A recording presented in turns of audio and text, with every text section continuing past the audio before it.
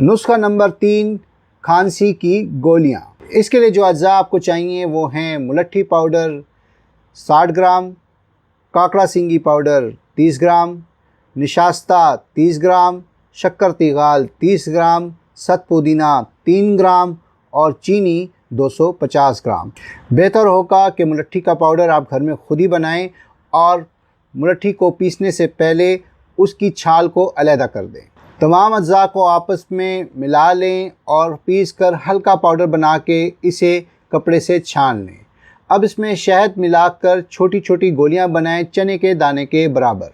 दिन में 3 दफ़ा एक गोली मुंह में रख के चूसें। हर किस्म की खांसी के लिए बेहतरीन नुस्खा है।